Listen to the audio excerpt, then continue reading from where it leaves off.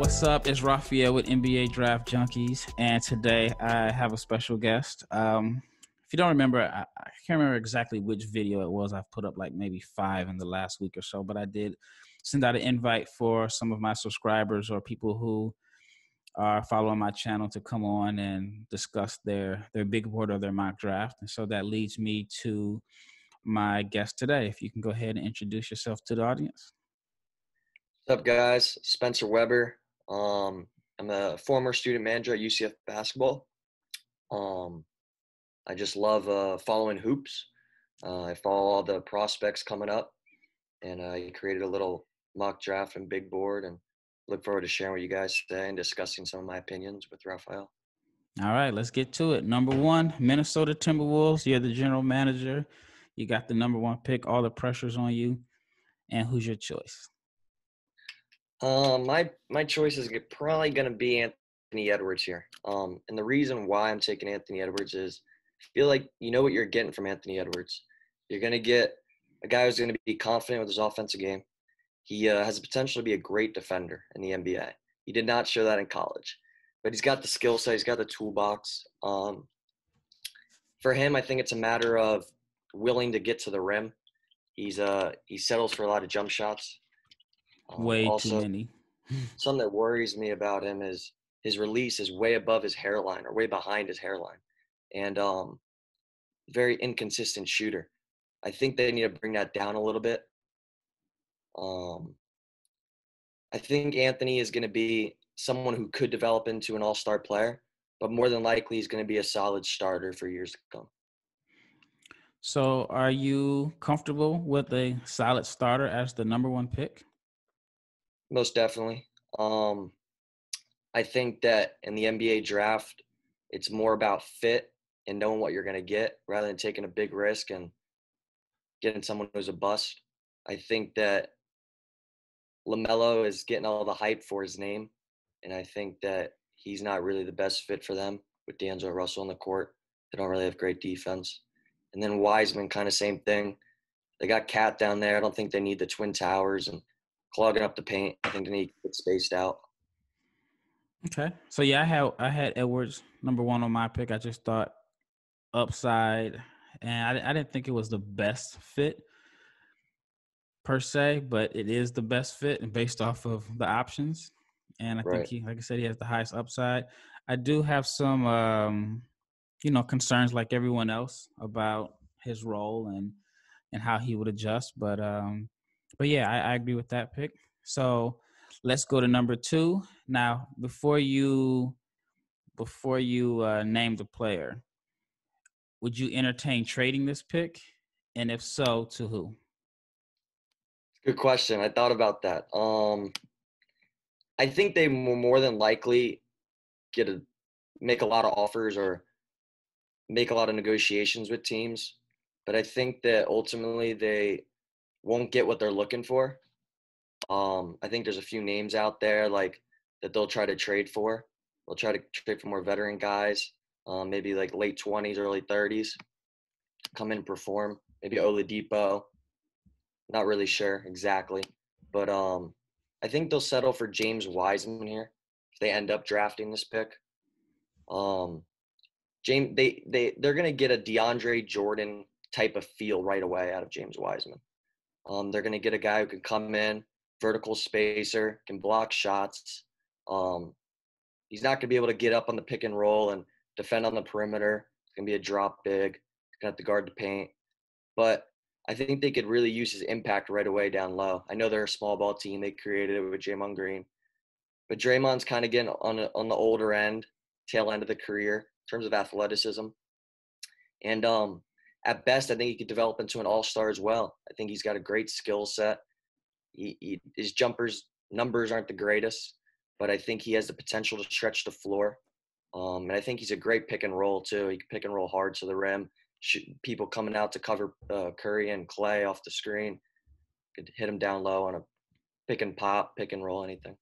So in your opinion, why do you think that he will be a drop defender? Like, you look at his athleticism and his mobility, and you would think that he should be able to defend in space. So in your opinion, why do you think that is? I think early on he'll be a drop defender, and I think it partially has to do with just adjusting to the NBA game.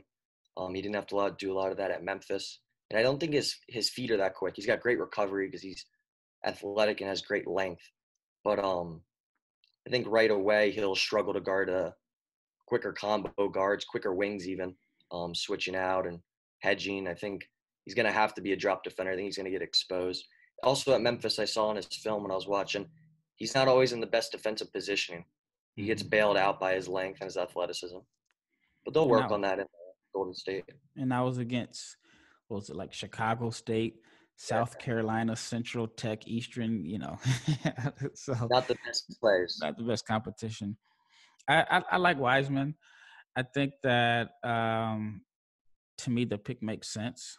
I mean, I would look to trade it first, but I wonder how many people that have him on these mocks really got a chance to watch him play, because his hype, a lot of it is just based off of what he did in high school and the name that he built coming into the draft.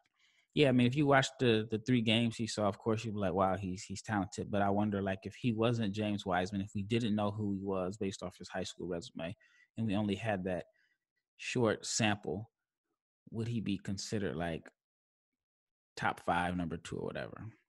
Yeah. So that's one of the things that I like hype. Like I feel like a lot of guys, their hype is based off of what they did in high school. And think about how many players were drafted because of the high school hype. So I look at Stanley Johnson, for example. I mean, that got him a top 10 pick. Or even in another case, you look at Nasir Little, right? Wasn't he preseason All-America or something like that? Yeah. Something. Yeah. And he still ended up getting drafted, but it was clearly based off of the hype that he had coming in. So I always try to go off of what I see a lot of times as opposed to what I saw against high school competition. So it's kind of tough. I mean, it's really, it's so unpredictable. But I think Wiseman and even like Melo, similar situation. So, and we'll get to that later. All right. Yep. So you about to add something? Yeah. What do you kind of think that what kind of role do you think he'll play if he was drafted by, let's say, Golden State? Do you think he would be more of a DeAndre Jordan type of fit there, where he wouldn't be a very focal point on offense? Or do you think he'd get an opportunity to kind of run the show in his own time on the court when Curry and Thompson were on the bench? I don't think he's a guy that they're just going to feed. I think he would be like an energy guy.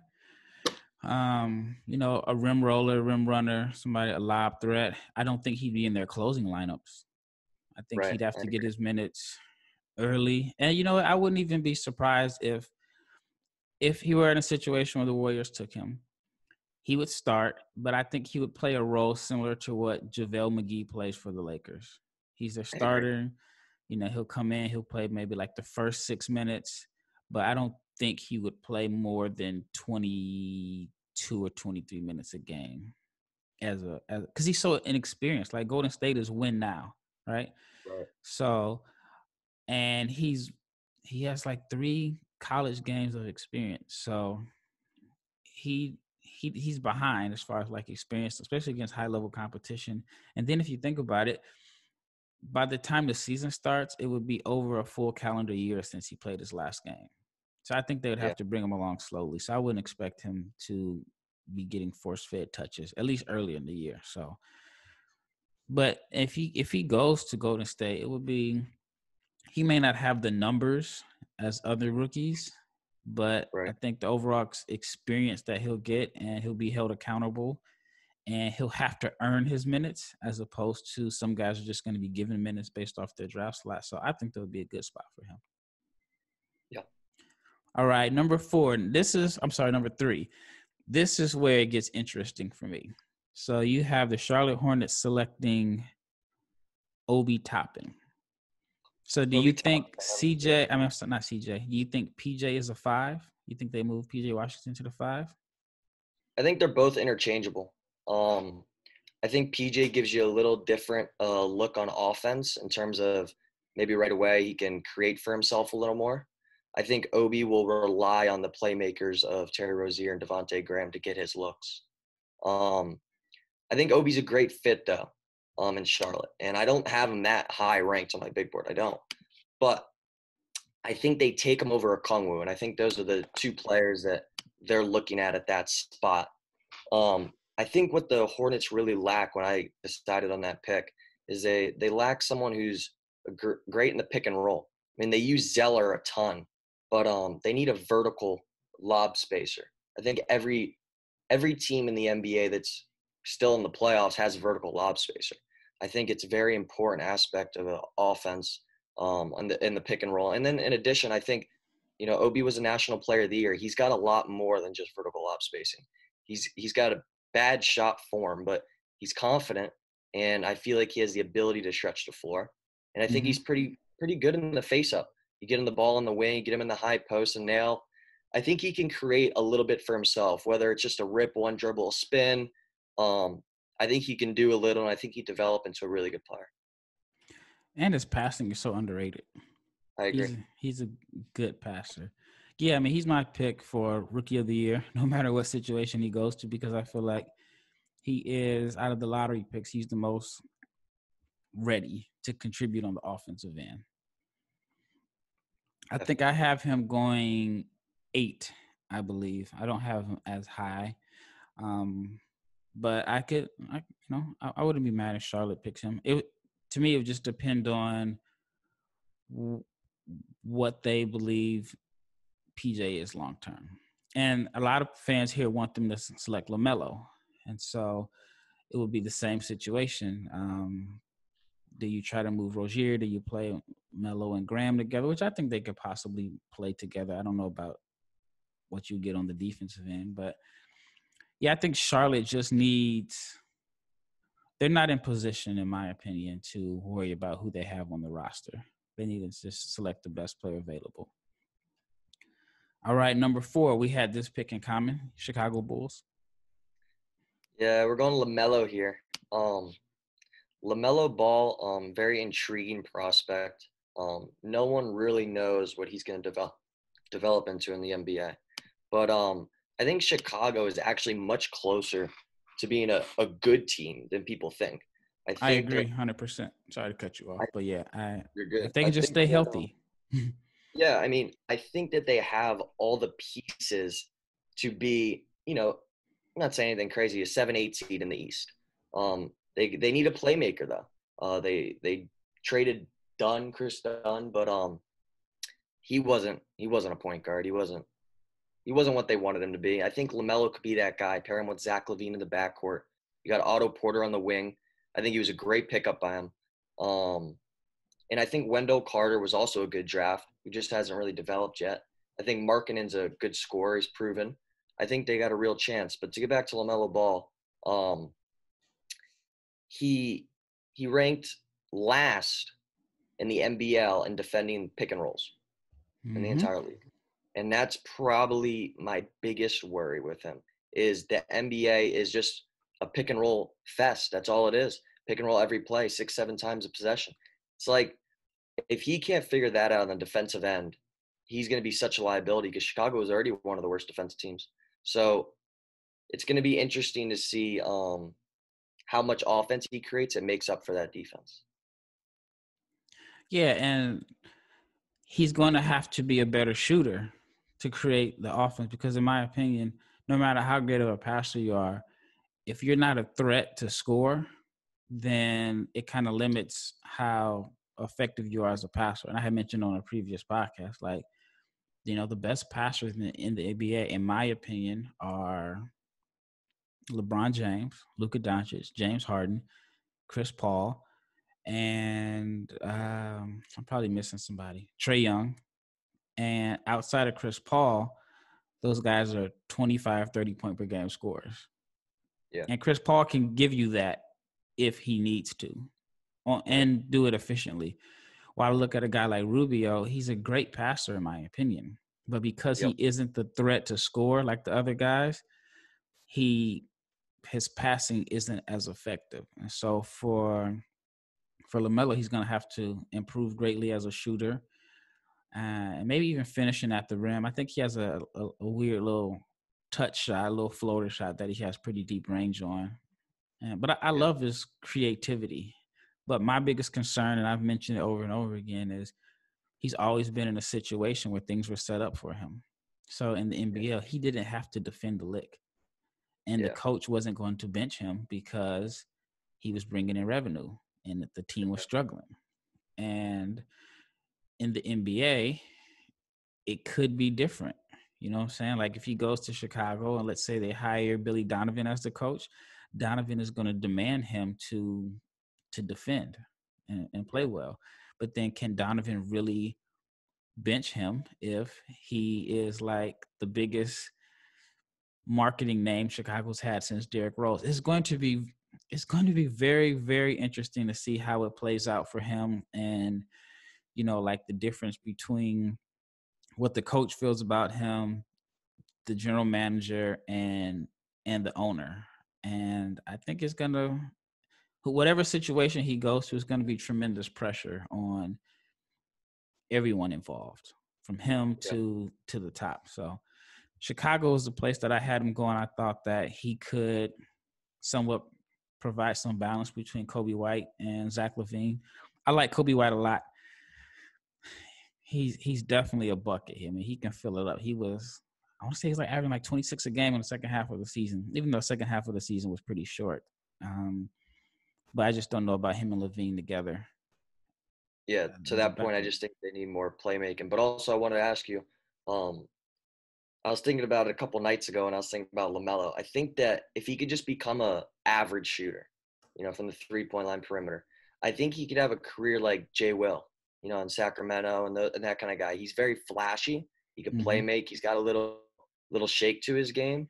And I think that Jay Will wasn't a great shooter, but he got out in the open court and he created for others, and he had a great career. He did, and I just feel like once he got to Memphis, they made him tone it down, his flash. When he was in Sacramento, he was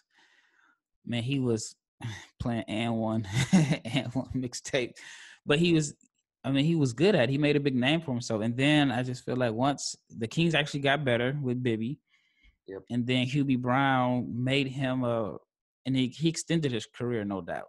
And then he ended up winning the ring with Miami. But the thing that made him popular was his flash and the passes and the creativity, and he had to tone that down to extend his career. And so I think with Melo, that's what people want to see out of him. They want to see the flash. They want to see him, you know, the offensive creativity or the creativity as far as the passes. So, like I said, it's going to be interesting. It might even be a case study of, you know, just the tremendous pressure on everybody involved. Yep. All right, so let's move to number 5, Cleveland. Onyeka Okongwu. I think that they played at the Orlando Invitational. And I was at the game. I worked at the event. It was a Thanksgiving Thanksgiving week tournament. And it was the first time I saw him play, even on TV or in person. I didn't watch a lot of college basketball before that. There wasn't UCF. But he's almost a step ahead of people in terms of rebounding. You know, like it's almost like he knows where the ball is going. His instincts on the glass is unbelievable for his age. I think that, you know, I don't like the comparison at all, so I'm going to throw it out there to get it out of there. I don't think that it's fair to give him the Bam Adebayo treatment. I don't think that they're very similar at all. I don't think he has the playmaking ability at the age. We didn't think Bam did either, though. That's true. That is true. I did not see Bam doing what I saw him as an undersized, tough rim roller. So I think that if you compared his playmaking skills from his 1 year at USC to Bam's 1 year at Kentucky, and I may have to look at Bam's again, I think he looks like he has a better potential as a playmaker based off of what we saw. So it is kind of unfair, but I see where it's coming from. But then again, like nobody saw this out of Bam. Yep. But I think also what helps Bam, which not a lot of people know, is he had a growth spurt from like 6'4" to 6'9" in high school. So he Mm-hmm. was playing guard, so he developed a lot of those guard skills at a later age than most. Right. Um, Another thing with Okongwu is I don't think in the NBA he'll have such an impact blocking shots, and that might come back to bite me to say that, but I think that he's going to get a little bit bullied down low early. I think he's got to add a little bit of weight, maybe 10, 15 pounds. Um, and I think that, everything we were kind of saying about Obi, he's going to be a vertical lob spacer. He's going to be a killer rebounder, and he's going to be able to defend actually, I think, up to the three. I think he'll be able to guard 5, 4s, and 3s. He's pretty quick, and he's most of the time in good defensive positioning down low on the block. We didn't get to see too much at USC. They hedged a few screens where you got to see him kind of show off his quickness. But besides that, he kind of lurked around the paint a lot. Really good help side defender. Offense is the question with Okongwu. What are you going to get offensively? You're going to get a guy who sits in the short corner and is there for a dump off, drop pass, and dunk, or are you going to get a guy who can maybe extend his range to 15, 18 feet and be able to knock down a jumper? I think that's going to be big for him. I think that he can post up. He has good touch around the rim. I know teams aren't going to give him a lot of post touches, but I think he's a guy that can attack switches. So he switches, he gets a small on him. I think you can give him the ball down there and he'll know what to do. Finishes with both hands. Like I said, soft touch. I don't think he'll be able to extend his range much early in his career, but I think eventually he should be able to at least, maybe like at the elbows in the short corner, knock down some shots. But I want to see him in space. USC had two bigs, and so we didn't really get an opportunity to see him operate in space with a point guard. So, but then again, if he goes to Cleveland, he may have a little bit more spacing, but he won't have anybody to feed him the ball also. So that could be an issue. Right. But I like the pick. I mean, it sounds like you're thinking like me that Andre Drummond is not the long-term answer there, and that he doesn't plan on being there after, he's going to opt in. So, yeah, I mean, I did I don't know, I forgot what I called it, my GM mode, where I was pretending to be the general manager of the Cavs, and I had them selecting the big because I just didn't think that Tristan Thompson was going to be around or Drummond. So them taking a 5, I don't think that'll be a bad pick. But I think on my board, I have them taking Avdija, which is who you have next. And I'm curious to hear this. So why do you have Deni to Atlanta? And let me say this first. I think it is a great choice. I just didn't think he would be available at 6. But in your opinion, why do you think Deni, it would be a good fit for the Hawks? I think Atlanta very much needs someone who could, I don't want to use this word very lightly, but run the show when Trae Young's out, and I think Deni has that potential. Maybe not that ability right away, but I think he'll be given the opportunities. Deni is a little bit of a Swiss Army knife on the offensive end, and maybe some can even argue the defensive end because he's actually a very good defender. He plays with a lot of effort, but Deni right away is going to provide you with some forward playmaking. Someone who's a little bigger guard can see over the defense, make some passes that maybe Trae Young couldn't. I think that's going to be big for them because they rely so heavily on Trae Young to create their offense. And I think their most recent draft picks of DeAndre Hunter and Cam Reddish, even Kevin Huerter, they can't create for others. They very much rely on Trae Young. Yeah, and I think Deni is a good team defender. I think he'll help out in that case. I watched him. Well, I watched his games at the under-20s, and I was hoping that he got an opportunity to play like some point forward and really get a chance to show off his playmaking skills, but he didn't really get the opportunity in Maccabi. And hopefully he does in the NBA, whether it's I think he's going to be a secondary playmaker. I don't know about being the lead playmaker long term. Maybe, we never know. But I think Atlanta would be a good fit for him because he does provide he does fill a couple needs for them, which is defense. He's, like I said, a good team defender, smart defender.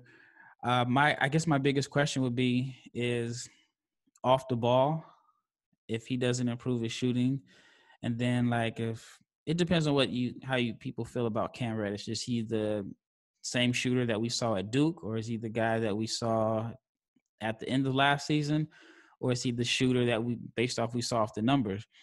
And if Cam and Deni aren't really knocking down shots, I don't know how it helps Atlanta out offensively when they don't have the ball. Yeah. But No. it's the same thing with Okoro. I had Okoro going there. I think that he would help Atlanta also. But again, it's the same thing. If he's not knocking down shots, then he may help out on the defensive end of the floor. But in today's NBA, if you're not a threat to score, then it's you just kind of make it tough for all your teammates, especially in the playoffs, even though I don't see Atlanta as a playoff team anytime soon. Agreed. All right, so let's move on to number 7. And this is, in my opinion, a no-brainer pick based off of your board and what they need. So the Detroit Pistons. Yeah, got the Pistons taking Killian Hayes. I think that I worry a lot about Killian Hayes, probably a lot more than others before I get to why I think he's a good fit. I think that Killian has a lot of craftiness to him. You know, he's a little bit like Dragic because he's a lefty and doesn't really have a right hand. That's what my brother says. And he's still able to get to his spot and create for others. And he's got unbelievable court vision. He puts the pass on the money, and he's got a great feel for running the show. But with that said, I think coming off the pick and roll, if teams ice him to his right hand, I think that really eliminates his creating. And I think he could develop into someone who could create there. But Dragic's 34, and he still hasn't, and he's been successful. So it's not to say that he's not going to be successful because of it. Just a little worried about it. Also, Clyde Drexler couldn't go to his left. Spreewell also. And then I think if you're left-handed, it's yeah, I mean, I'm a left-handed. I'm not saying I was a great basketball player or anything like that, but all lefties can get back left. Right. No, yes. And I've had that argument with many people. They said he's going to be able to get back to his left hand, and I agree. Another thing with Killian is he doesn't have that blow-by ability, at least not that we've seen. A lot of his creating, getting downhills off pick and roll. He does a really good job. He does a great job changing pace, getting a defender on his back, and then making plays. But, you know, there's been guys you can argue that are very successful and without being able to blow by, like Doncic. Doncic uses his screens very well. But I think that's going to hurt him, at least in his first couple seasons in the NBA. Talent, athletically, he's going to play against much more athletic players in the NBA. And I think he's going to have a hard time creating for others. I think teams are going to show him a lot of different looks, a lot more different looks than he was seeing in the other league. And it's going to throw him off a little. I think he could have a hard time adjusting to the NBA right away. But I think he's a great prospect. Yeah, and, you know, I think that a lot of these guys are going to have a hard time. I mean, they're – especially with this class, I mean, they're young. So they're like 18 or 19 years old. And, I mean, you know, I guess Killian probably played somewhat of a complete season. LaMelo played maybe 14 games. Wiseman played 3. Edwards didn't play on a winning team. He didn't play on a team that was going to go anywhere. Same with Cole Anthony. I mean, like, this is such a wild card draft because guys are going to be rusty. The average player is going to have at least 8-month probably break between games. They're going to be rusty. But then again, they should have a lot of time to work on some of their weaknesses. So it depends on how you look at it. You may say, well, Killian's going to be rusty because he, you know, is going to go so long without playing the game. But then you can also say, well, he's had 8 months to work on his right hand. Yep. Or his shooting. I think Killian, too, because I didn't get to really a chance to say anything about it, is I think he's a great fit in Detroit. You know, looking at who he's surrounded with, whether he's a starter, which I don't think he will be right away, but eventually down the end of the season, or D Roses, I think they could feed off each other. I think Killian could learn a lot from him. I think D Rose is going to need a much needed break off the court, and I think he could still produce a lot. I think Luke Kennard's a very underrated NBA player. I think he showed flashes this NBA season of just how good of a shooter he is. Mm-hmm. But I think he's up there with, I'm going to throw some lofty names out there because these guys are, relevancy bias. But Kevin Huerter, Duncan Robinson, I think he could shoot with the best of them. And I think that Killian Hayes coming off of screens, rolling pick and roll with Blake. On the wing, you got Kennard. So I think that it's a nice little team. I don't think they'll make any crazy run in the East. They'll be borderline playoffs, but I think he could get a lot of minutes there because D Rose is kind of coming towards the tail end of his career. And I think he could learn a lot from D Rose. Yeah, I like that pick. I think him and Sekou have some chemistry also.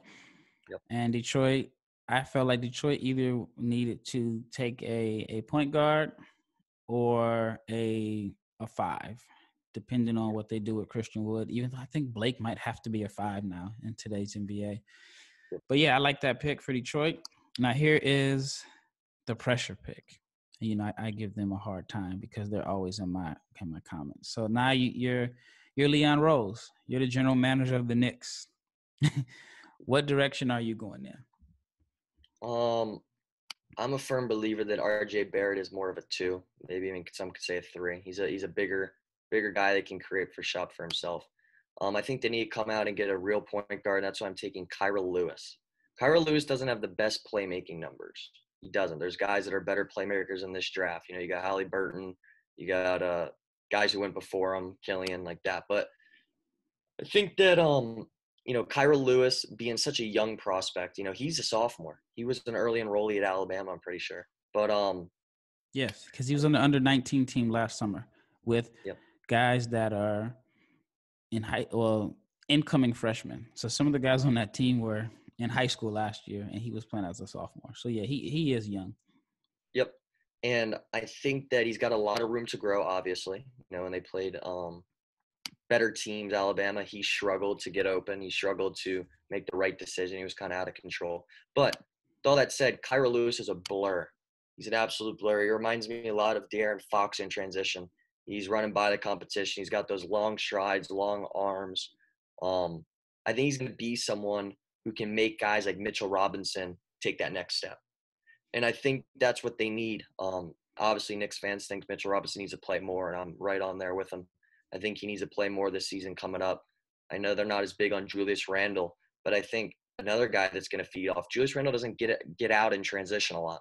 But I think that with Kira Lewis, that takes their team to a whole nother component. It adds a whole nother feature to them of getting some fast break buckets. All right, so you're the general manager of the Knicks. You're Leon Rose for the day. Yep. What do you do with the other 3 point guards on the roster? It's tough. Each one has their own situation. I'll start with this. Dennis Smith. Dennis Smith, I think he is closer to being out of the NBA than he is to being a starting point guard.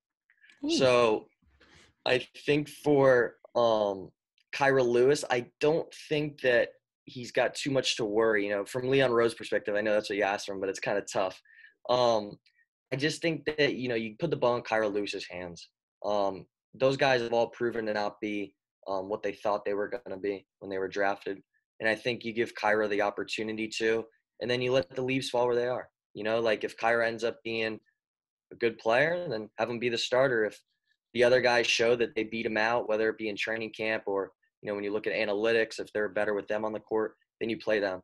But I think those guys are unproven commodities. So which one do you keep and who are you letting go? I'm letting go of Dennis Smith.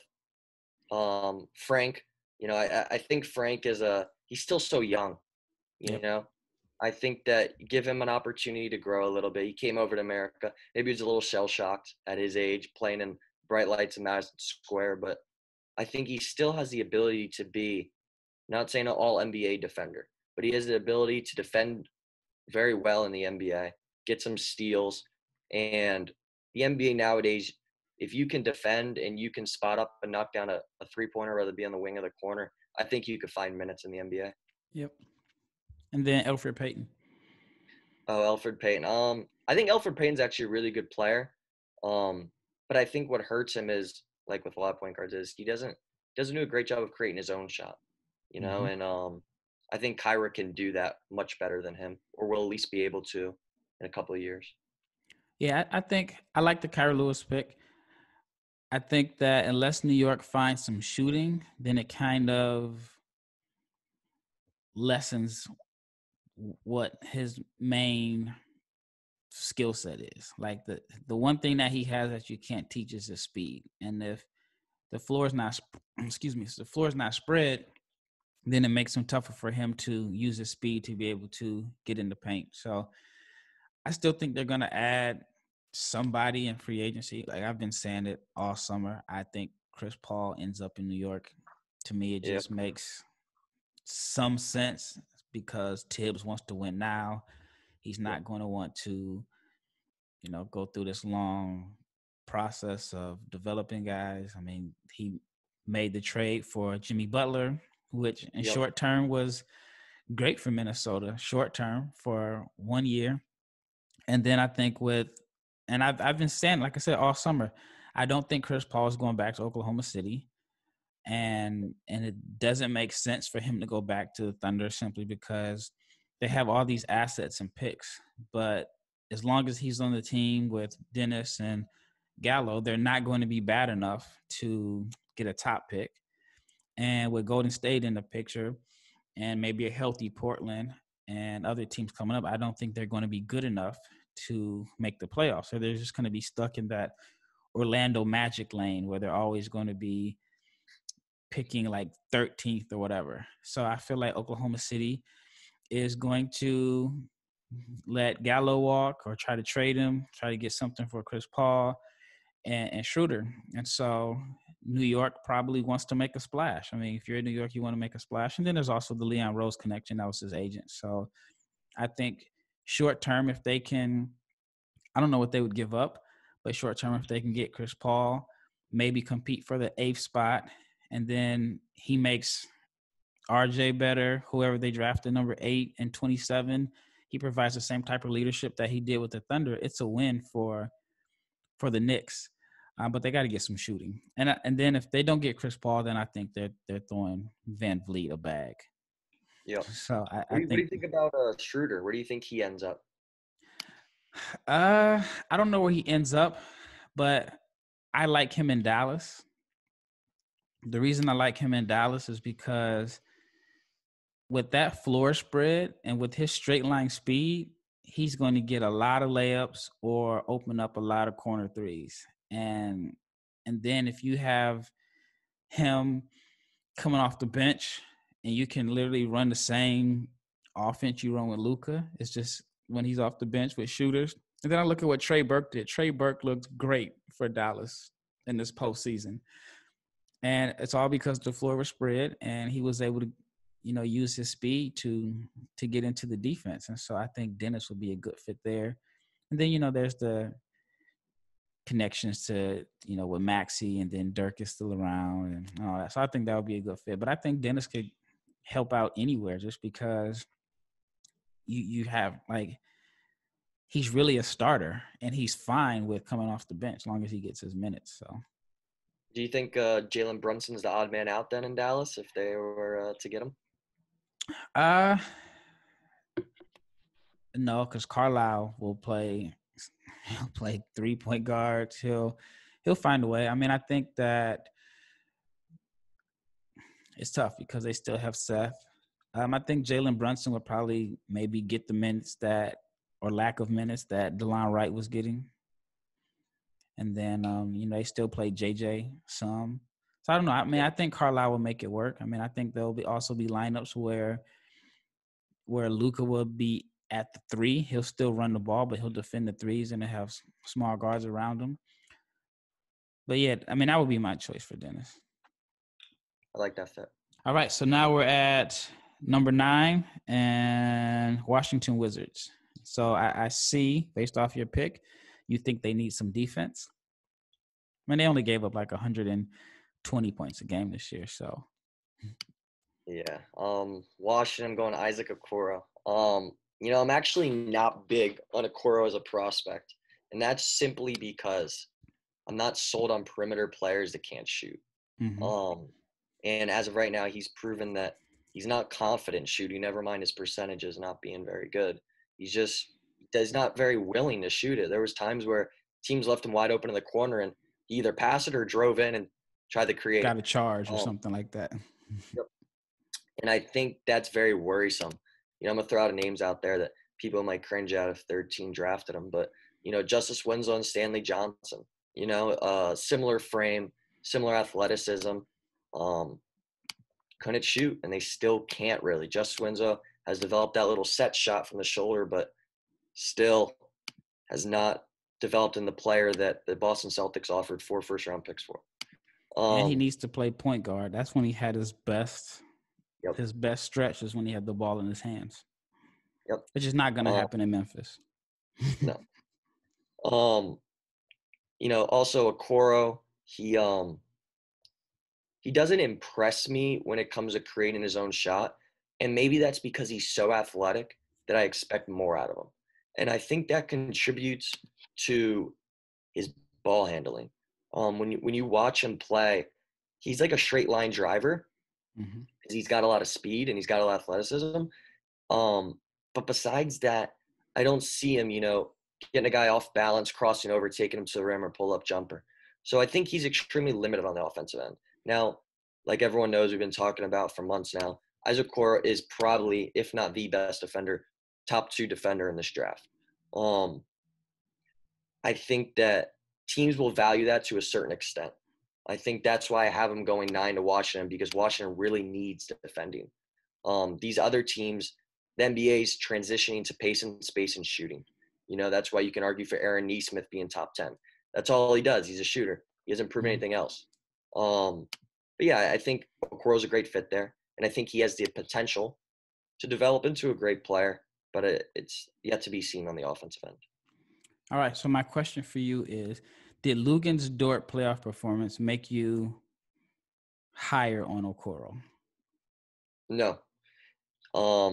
I think there's plenty of guys in the NBA draft and that go undrafted that could defend. I don't think it makes your value go up that you're athletic and you're a defender.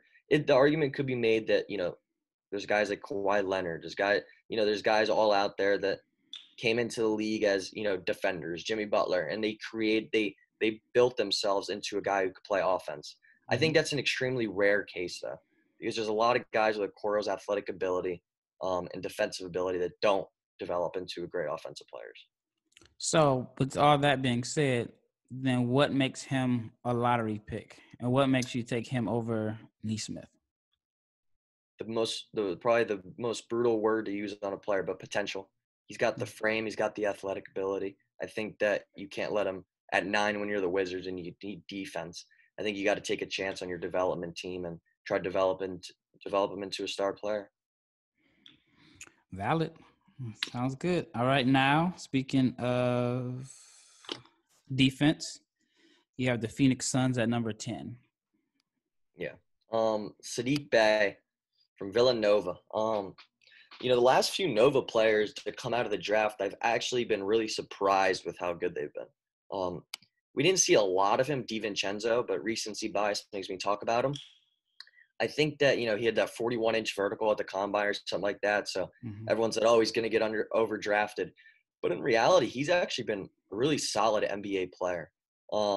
He can defend. He can really defend. Like he's a pretty good defender. Like he got like, I think I counted when I was watching the Heat game in Game 3. I think he got like 3 deflections in like a minute and a half. Like he was just all over the ball. He can create his own shot. He's very athletic. He's quick, but we're not talking about DiVincenzo. We're talking about Saddiq Bey. But I was going on a tangent about my Nova guys. Also Jalen Brunson. But Saddiq Bey, the guy in Golden State, who everyone, at least I shouldn't say everyone, but I did not see the production. But then, so I'm kind of torn. Like I didn't see him being as good as he was, but then I wonder, like, all right, well, somebody had the score in Golden State last year, but I think they found one in him as a good rotation player next year when all their guys are back. I think he's going to be able to definitely provide them with some good minutes. I think the thing with Pascal too is like he can really he can really switch up an entire team's offensive game plan, because he's, as much as he is on the offensive end, he's kind of like a little dynamite on the defensive end. Like, he can really fluster your bigs because he's a lot quicker than them and he gets out on the break. But also, too, he's quick enough to guard your wing players.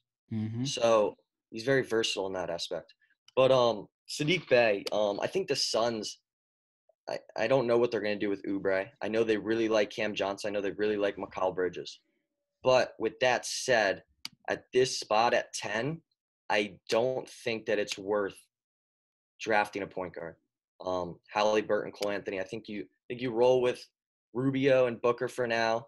Maybe try to get a guy signed, whether it be Van Vliet or throw out some crazy ideas. Trade for Rozier because they got Devontae Graham now, or something. I don't think the point guard is worth it at that pick. Maybe if they were in the 15 range, you consider someone. But Saddiq Bey is someone who's going to come in and he's going to defend. He's going to play so hard. Thing that worries me a little is at Villanova is he didn't log a crazy amount of minutes. I think he was like playing 84% of the team minutes. And there was a lot of guys who play a lot more at his position, and there was their usage is high. But same with Florida State guys. Yep, and that's because they're deep and coaching and how good their talent is. But I think that Saddiq Bey will come in and he'll shoot the ball really well and catch and shoot, and I think he'll defend really well. And the NBA now, 3-and-D is everything for wings. It's a plus to be able to create, but I think that's almost a steal at number 10 for Phoenix to get Saddiq Bey. And I really don't like this pick. Why not? Because I'm a Blazers fan and I want Saddiq to fall to Portland. So, yeah, I just think Portland would be the perfect fit for him because of everything that you said. And I wouldn't be shocked to see him go lottery.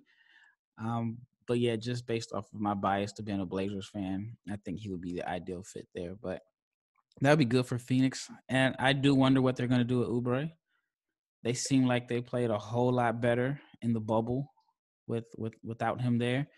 I don't want to say that, he was holding them back all season, but I just think fit-wise, Cam Johnson was a better fit. And I really want to see what ends up happening with him there. All right, so now we're at number 11, San Antonio Spurs. All right, a little disclaimer here. This player's too high for my own good.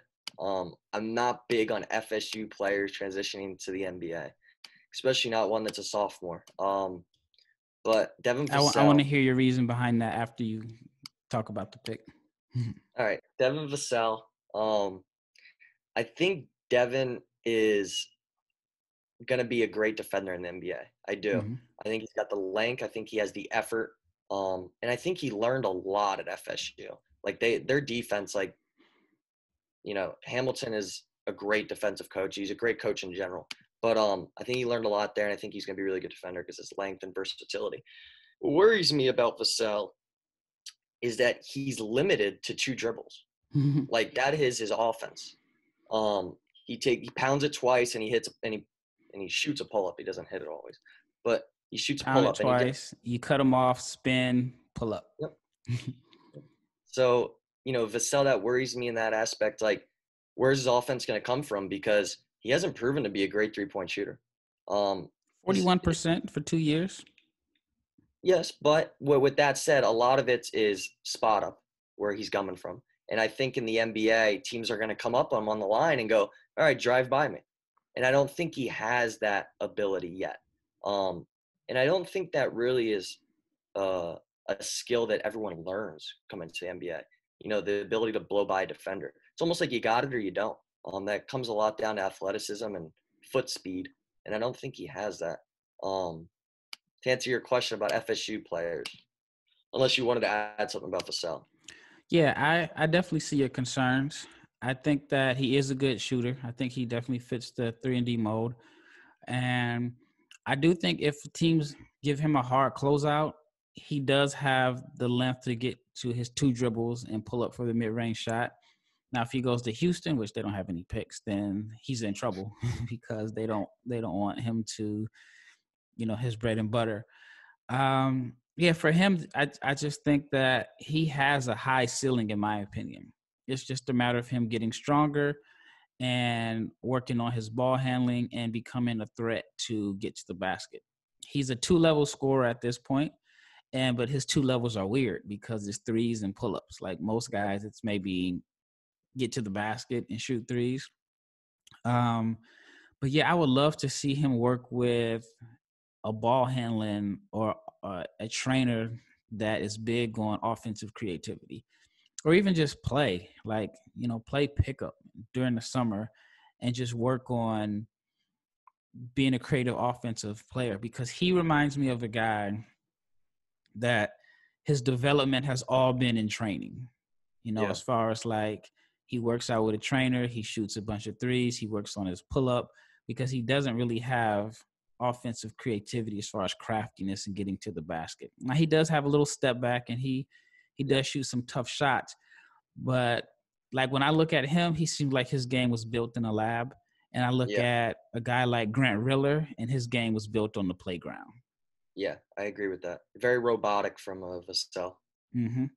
But yeah, if he can work on that, like, I mean, I think when Bradley Beal came into the NBA, I saw him as a spot up shooter, and he's put in a lot of work with Drew Hanlon, and he's become a much more creative offensive threat. I mean, he can beat you off the dribble. He's playing pick and rolls, this and that.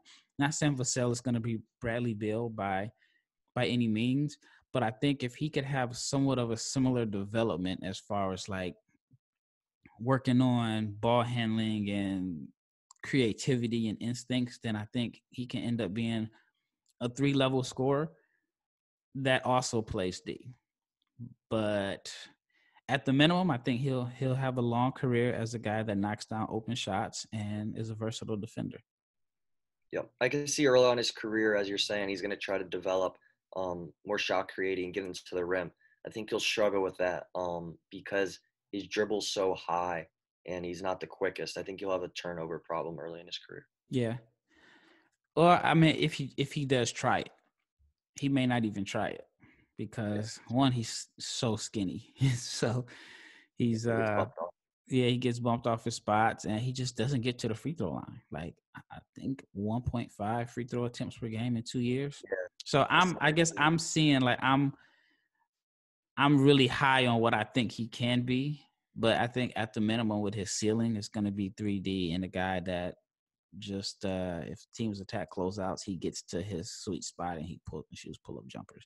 If the team he goes to, if their analytic department thinks that's a smart shot. Yeah. All right, so Florida State guys. Florida State guys. I'm gonna throw a few names out there, and then maybe you can see where my head's at. Do you remember Chris Singleton? Of course. From FSU? Big time star in Europe right now. Yep. He was. I'm pretty sure he was drafted first round. Yeah. So Chris Singleton, and I'm not comparing Devin. I'm just throwing a few FSU names that worried me. Dwayne Bacon. I think these are wing guys that are primary defenders. Now you're saying that, which is backed by stats, that he's a good shooter and better than those guys in college, which I agree with. 41% is pretty darn good. But I think the difference between Vassell, Singleton, and Bacon, or maybe the similarity I can say, is that none of those guys can create their own shot. I mean, maybe you can argue that Bacon can create his own shot better than anyone. He was like I felt like he watched too much Kobe, and he thought he was Kobe, and he played like Kobe, which, unless you're Kobe, it's not a good thing. And I think Bacon is going to end up being a guy that goes to China and averages 35 a game, because his game is suited to be the number one option. And I've spent time in China the last 2 seasons, and China is full of guys like that who were very good scorers, not good enough to be the main option in the NBA, struggle with playing a complementary role in the NBA. Yep. But if you give them enough touches and freedom, they end up looking like decent passers. So like in China last year, like Beasley. What's that? A lot of Michael Beasley. Yeah, Michael Beasley. But even like in China, like Jamal Franklin was a beast there this year. I mean, I think he was averaging like 38-8. Dominic Jones, I used to play for the Mavs, and he was great. Joe Young was putting up like 60-point games. So you had all of these guys that were like great scorers, but they won't get that same role in the NBA. And I think with Bacon, because of his strength and his shot creating ability, unless he finds a niche in the NBA as a complementary player, or unless the team gives him the keys to the offense as like the sixth man and say, hey, when you're in, we're going to run everything through you, then I think he's destined for China. But I agree with what you're saying, because the other guys like from Isaac, you know, even like a Patrick Williams or Vassell, they're not really shot creators. So how you feel about Florida State guys is how I feel about Syracuse guys, because, you know, it's kind of going on a tangent here. You look at Deion Waiters hasn't really lived up to his potential, and I don't think it's a talent issue with him. I think it's similar to what I've just been talking about. Wesley Johnson was like the fourth pick. Tyler Lydon was a first-round pick. People forget about Wesley Johnson coming out. He was a very hyped-up prospect. Yeah, fourth pick. It's somebody else I'm forgetting. Out of Syria. Oh, Michael Carter Williams was a lottery pick. And it's just, I want to say it's another person that I'm forgetting. But yeah, I do have some questions about Syracuse guys. And how about Melo? Well, you know, that was like 17 years ago. so yeah, he's been the exception. Hakeem Warwick was, I mean, I think he had a pretty decent career before he was drafted at, but I digress. All right, so let's move on to number 12. It's a player that you mentioned earlier, Sacramento. I think the last guy, Garrett Lucas, I think this is who he had Sacramento taken also. Yeah, so I actually think Aaron Nesmith, I think I said it earlier, like you said. I don't know if I said exactly this, but I think he's almost a reach at this pick. Like, he shot, like, I don't know, 8 threes per game at Vandy. 50-something percent. It was unbelievable. Like, his confidence is, like, it's just, like, something that you can't pass up on, like, as an NBA scout. Like, you can't say, oh, but he can't do this, can't do. He hasn't proven to do much else, you know, whether it be defender, play make, or rebound, or anything else really, but no one really knows what's going to translate. But one thing for sure is shooting. Shooting is huge in the NBA and huger than ever right now. And I think Sacramento, to be able to pair him with Fox and Hield, whether the rest of it, whatever else they do with the rest of their roster, I think is something they can't pass up on. But in the overall landscape of the draft, I think there's better players available at this pick. But they need a 3, they need a 4 that can go out there and just really shoot the ball. And some could argue Nesmith's a 2. But in the NBA, I think that he's too slow to be a 2. Yeah, I mean, Sacramento's tough because you think like, okay, they already got their point guard for the future, so they're locked there. At the 2, they still have Bogdanovich and Hield, even though I think one of them may be gone next year, but, you know, they got their starter there. They paid Harrison Barnes a ridiculous amount of money, I think $85 million. So he's probably set in stone to start at the 3, even though I think he's a 4 in today's NBA. Marvin Bagley, they're going to have to play him because they have to justify taking him over Doncic and Trae Young. So I think they're going to force him minutes. And he has to stay healthy. He may have to be a 5, but he doesn't offer much rim protection or whatever. So you figure they have 5, at least there's 6 guys right there that I named that you know are going to be heavy in their rotation. And a couple of the guys are probably playing out of positions or redundant. So to myself, I was thinking, what rookie is going to come in and crack can make their starting 5 or even be in their top 7 rotation? And it's tough. I mean, I think they're going to have to. I don't know. I even have a hard time thinking of good trade scenarios because I think they can get value for Buddy. But do you trade Buddy, a shooter who's, you know, an efficient shooter? Do you trade him for a center? So I don't know. I mean, I think I saw someone say Buddy Hield for Al Horford or something like that type of deal. I think it may balance out their roster some, and it could make them better short term, but I don't think it makes them a playoff team. What do you think about Harry Giles? I'm a big believer in Harry still. I know the knee concerns, and he hasn't really proven to be someone who can create much from offense. But I know we were talking about comparisons to Bam Adebayo earlier. I think he's got a little bit of Bam in him in terms of versatility. What do you think about that? You think that's too much? The most underrated passing big in the NBA. I Right. think Harry, he's going to look good on his second team. I agree with that. Yeah, I think he goes to a different team, a different situation. He'll be a guy that probably doesn't get a big contract, but ends up going to a playoff team, comes in, and he may be It's like pretty Boris cool. Diaw Yeah. in a sense, not like the same exact role, but Boris didn't really take off until he got in the right system in Phoenix. And then after that, he was just kind of used as a weapon. Phoenix figured out what they had in him. Atlanta didn't know what they had. So And then the that's just my Spurs used opinion. it to guard LeBron. Yeah, I mean, because you can't move him. Like, dude was like badly built, no muscle definition, and he could move his feet some, and he could take that contact, and LeBron couldn't get around him. So, Yep. all right, so 13. This is another team, pretty much the same situation as the Kings, in my opinion. What rookie is going to come in and crack their top 7 rotation, maybe even 8? They'd have to beat out a guy like Josh Hart or whatever. So, who do you have the Pelicans taking? Got Haliburton out of Iowa State. And with that said, I'm just going to off the bat say this. I don't think Nickeil Alexander-Walker they just drafted is a 1. And I don't think Lonzo's there for much longer if he makes it through this offseason. And that is, I know I saw an NBA player, I can't remember who it was. I think Dame Lillard tweet out that he thinks Lonzo Ball is going to make a big jump this offseason or next season. How? I don't know what else he can improve or try to improve that he hasn't already for the last 2 seasons. I don't think that he complements the rest of their team as much as everyone thinks, because who is their shooter? It's not Drew Holiday. It's not Zion Williamson. Is it Nicola Melli? I mean, I'm not sure. I think that they need a JJ. guy who can JJ, but is JJ going to be around for much longer? Maybe a year? Yeah, I mean Ingram shot 40% from 3 or close to it. True. I just don't know. Like you said, I don't think their pieces fit. Line.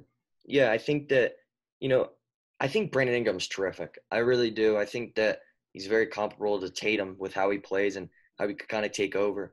I think that Ingram being dominant with the ball actually benefits Haliburton. I think he's more of a transition guy. Get out on the break. Jackson Hayes is an unbelievable rim runner and lob threat, and so is Zion Williamson. And I think Tyrese kind of fits that perfectly because gets the ball in the post to Zion or throws lobs, but they could still kick out to him and he can knock down an open 3. And Lonzo just can't. You're not going to get the same defending out of Haliburton as you would out of Lonzo, but I don't think it's going to be significant enough where it's going to be not a positive still drafting Haliburton and playing him over Lonzo. Yeah, I don't know what to do if I'm the Pelicans, because I think Zion is a 5 offensively, right? Because if you put him with Hayes and you play them together, how much room is Zion going to have to operate in the post? Yeah. Because Hayes is not going to bring the defense out. So then I figure, all right, if you play Zion and Melli together at the 4 and 5, I think offensively that helps. But defensively, they're going to struggle. Zion would have to rebound a little bit better. I think he had some games in the bubble where he only had like 1 or 2 rebounds. And defend. Yeah. So I don't know what they can do with that team. And then, I mean, in my opinion, this is just my opinion, I feel like because of the trade they made, and Lonzo wasn't the headliner in the trade, but because of the buzz around him, he was given a starting job. I would have started JJ over Lonzo. And I'm just not a big Lonzo guy because I want my, whether you consider him a point guard or a combo guard, whatever, but I want my point guard to be confident shooting free throws. I want late in games him to be able to attack the rim and put some pressure on defenses. And I don't want a point guard who, if it's a late game and it's the last 2 minutes, he's going to give the ball up to another guy who's probably not, well, I imagine my point guard is supposed to be my best decision maker on the team. So if my point guard is giving the ball up to somebody who is not as good of a decision maker, then, and he only wants to stand in the corner, or not even the corner, but just camp out and shoot threes, when teams, even though he shot like 38% from three going into the bubble, I still think those were like wide open shots. Yep. So, yeah, I'm not big on Lonzo. And I mean, as far as like what he has to work on this summer, I mean, confidence, getting to the rim, some type of creativity, and shooting free throws. I mean, I think this is the first year that he shot over 50% from the free throw line. To me, he's a liability on offense, and I'm just not impressed by. Yeah, he passes the ball early, and he does have a good feel as just giving the ball up, but you can't really run pick and rolls with him. Right. And so I said all that to say this. I think Haliburton is very similar. He's a better shooter than Lonzo, but I don't think you're going to be able to run pick and rolls with him. I know, like, out of all the guards that I saw in this draft or projected first round, he shot the highest percentage at the rim, but it's because they were only transition because he didn't get to the rim at all. So I think him and Lonzo are similar. I think they're both connective tissues that, are supposed to like make all the pieces around them better. And I think Haliburton probably, in my opinion, is better than Lonzo at this point because he can shoot. At least we expect him to shoot. I mean, Lonzo was like a 40% shooter from three in college also. But yeah, I don't know.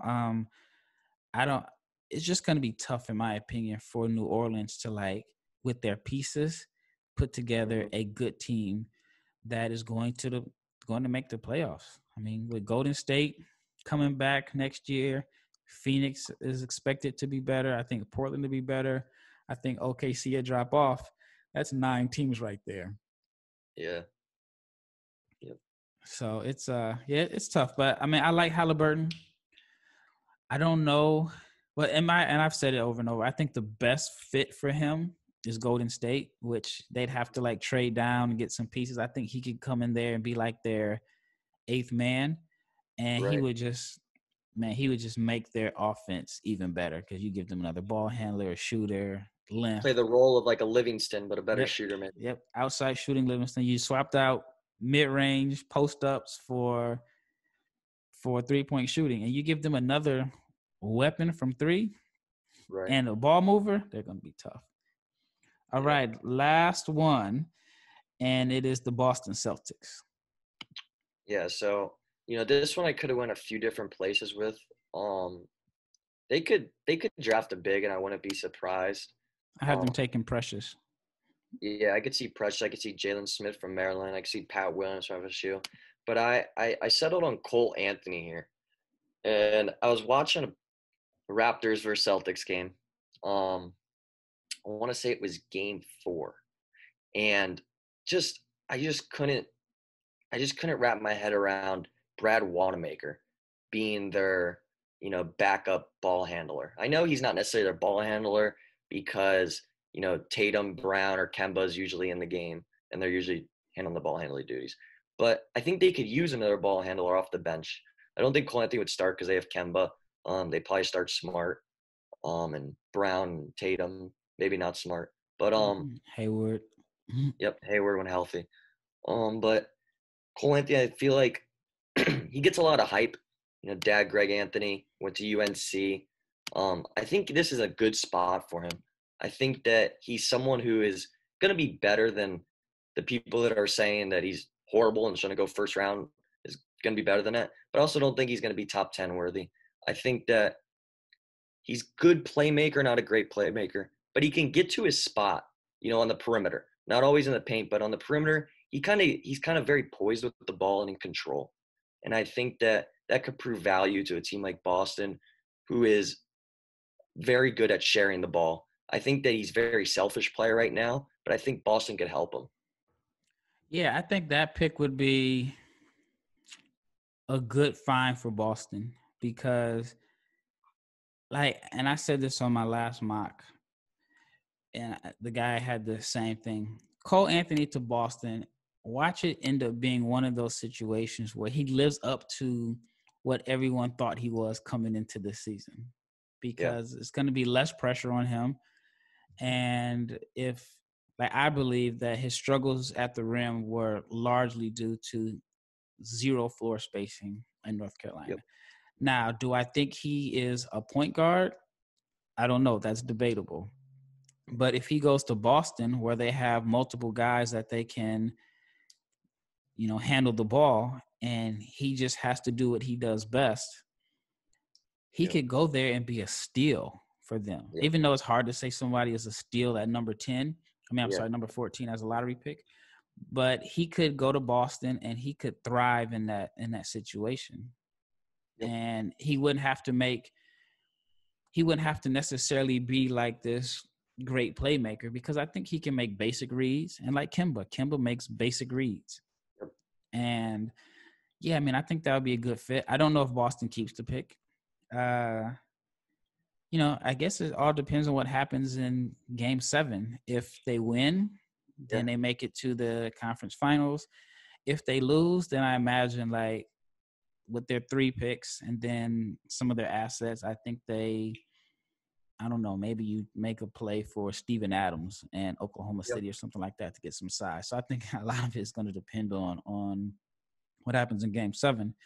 But yeah, Cole Anthony, like I said, that pick could be scary that Boston, with all their talent and assets, could end up getting someone. Even like, I don't know. They're just in a good position, because I think in this draft, we don't know what's going to happen. I think somebody that is generally on a lot of people's lotteries are going to fall out or fall down, and they could end up getting, like Obi Toppin could fall, because he's all over the place. Maybe Okongwu could fall, something like that. So they're in a pretty good situation. Well, that concludes our lottery. I'm going to extend the invitation for you to come back on and do 15 through 30, since you made a full big board and mock draft. If you're open to it, I'd love to have you on, because there's a couple guys that I see on your list. Like, for example, and I'll just kind of tease it a little bit. Jaden McDaniels at 29 to Toronto. I don't know what to think of McDaniels. I know he's a lottery talent, but I think there's a couple teams that I saw, like, man, if he fell to them in this situation, they're going to benefit. And one was Oklahoma City. Maximize his potential. Yep. Oklahoma City was one and Toronto was the other. So I'm extending the opportunity for you to come on to talk the second half of your draft. And, but yeah, I really appreciate you coming on. Great insight. I love to talk basketball. Thank you for reaching out to me and sending me your information and allowing us to connect. So this is Raphael with NBA Draft Junkies. I got my guest, Spencer Weber. And Spencer, for the people listening, if they want to follow you, where can they find you at on Twitter, or if you have a YouTube channel, where can they find, like, if you have any draft stuff that you discuss? Twitter mostly, at Spencer Weber 3. You guys could follow me. I'm all basketball, maybe a little football in there. I just recently posted a project called Interactive Front Office Resources with my colleague Zach Smith, and you guys could check that out. He posted it, I retweeted it. It's also my LinkedIn, Spencer Weber. So check it out.